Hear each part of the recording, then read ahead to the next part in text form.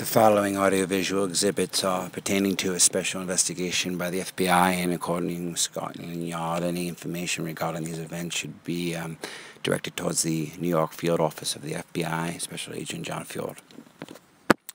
Yes, this is Neil Van Alten on Scottsdale reporting for the BBC. It turns out that early preliminary reports have 18 recently graduated students from Chomsky University found at the site of a graduation party the morning after apparently the revelry began. The 18 bodies were found in an extremely degraded state, beyond recognition, burned beyond recognition. This inferno lasted approximately 3.5 hours before firefighters had it under control. It was a 6-alarm fire, and apparently one of the survivors of the grad party, Inferno as it's being called, survived the fire only to have lost his life concurrently by suicide, leaping off of a Manhattan skyscraper in the early morning hours following the soiree. A memorial for the 18 families of the grad party, of those lost in the grad party, Inferno, has been held. Tonight, NBC premiered the first episode of the series, Grad Party, which is an edited version of the 9 hours of footage which was acquired during the party. And recent web trends have released the statistics that today on Google, Grad Party was the top Google search in all worldwide searches.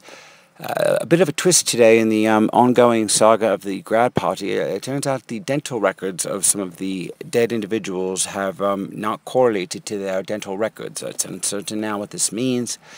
A breaking development in the ongoing grad party situation. It turns out the dental records were tampered with. This was the admission of a doctor that was recently charged on an unrelated drug charge.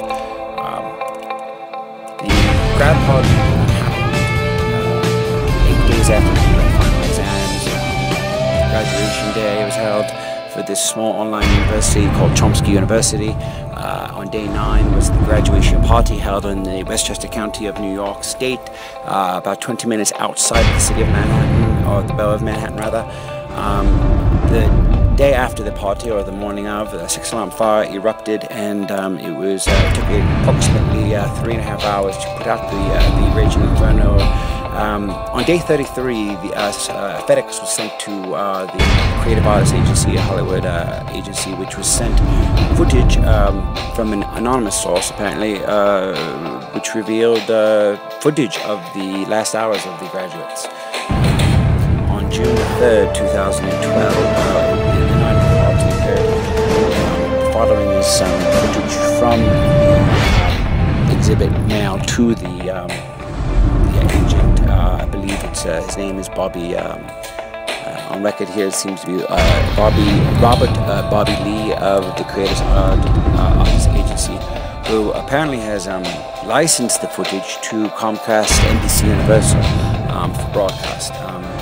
MSNBC is reporting that one of the victims' father is a South Carolina senator, and he has personally asked the FBI to investigate this. It's uncertain whether arson is at play, although the Westchester Fire Chief has ruled, in fact, that arson is suspected. But it turns out that the father of one of the victims, a South Carolina senator, an incumbent of 33 terms, is ordering an investigation. It's uncertain if it's been a suicide pact, a homicide, or a suicide. The national media here in the United States has actually picked up the story a couple of days after the New York press has covered it extensively. And the funerals today were held on the 7th of June, and a memorial service for all the victims was held, where the president of the university, Abraham Chomsky, the brother of the linguist Noam Chomsky, spoke to the families of the victims, as well as the few surviving members who had left the party early. On July 13th, 2012, apparently the FBI commenced an investigation regarding the events surrounding the have focused their efforts on locating the host who had rented the party. On the 17th of August, the filmmaker was identified and interrogated by the FBI, who had sent the package to the Creative Artists Agency. It's unknown and uncertain the motive or the causation of the footage acquisition. 29th of July, apparently there was an auction held by Creative Arts Agency for the video rights, the licensing for the national syndication and for the distribution of the admittedly macabre footage of their last hours alive of these young graduates who died only a few hours after the footage was filmed. Apparently CNN's reported that NBC is giving all profits from the proceeds from the advertising and exhibition of the Grad Party series to the families of victims. There's been a trust fund established for the families of the victims who died in that case.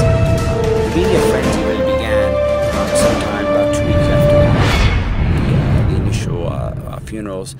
New footage has been sent, and apparently in a breaking story, to the Washington DC FBI field office that sheds new light on the origin of the footage sent to the Creative Arts Agency 2 months earlier.